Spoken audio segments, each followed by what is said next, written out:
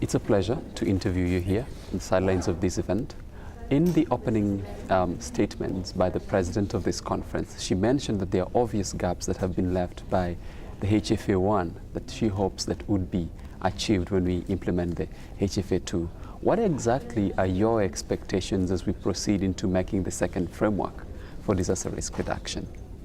Well, Panama is not a developed country, so it takes a lot of resources to be up to the task of what these conventions produce.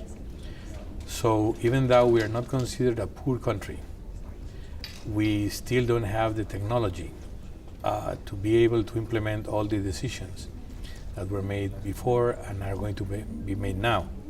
So we have to create a framework where we can receive technological transfers from the countries that not only have this technology, but are sometimes more responsible for the creation of conditions that produce the climate change that affect us all. So even though we are not a poor country, we would like to have a framework where we could receive these technologies, paying attention to the lack of resources that even countries that are not considered poor could have. Mm-hmm. At a personal level, what has been your interaction with disasters? Well, as a minister in Panama, it's in my area to oversee the firefighters department and the National Civil Rescue teams and the emergencies response calls service.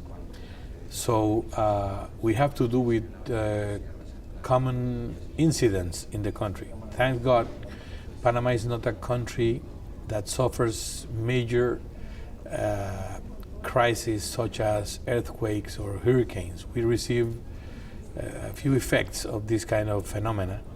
So we haven't really suffered what other countries suffer, but we have not only been preparing ourselves for any kind of these situations, but also to be helpful for other countries.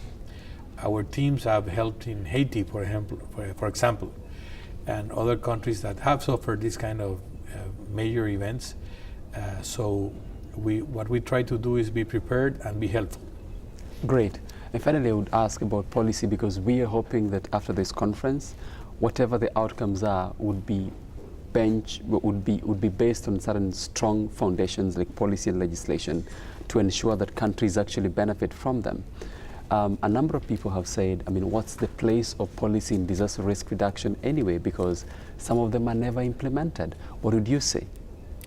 Well, of course, it's a valid critique towards what the nations decide when they gather. But sometimes it's not that it's not going to be implemented, but it takes more time than what we expect. Sometimes nature makes its statement and obliges us to do things that we thought we didn't have to do. So circumstances will also guide, but political will is very important.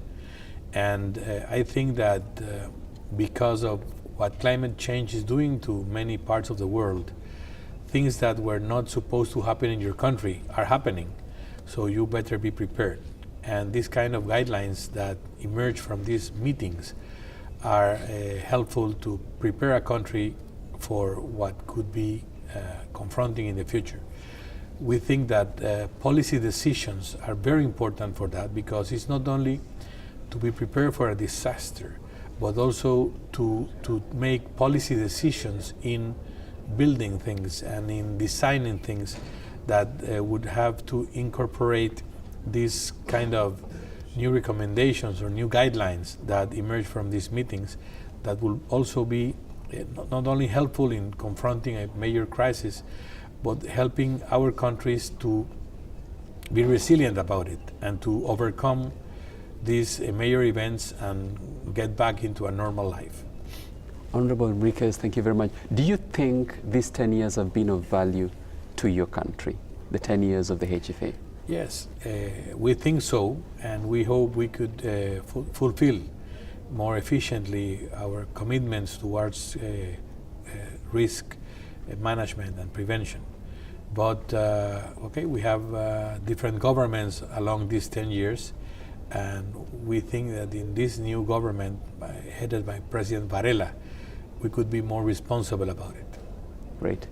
Thank you very much for your time. Thank you very much. I appreciate it. Pleasure.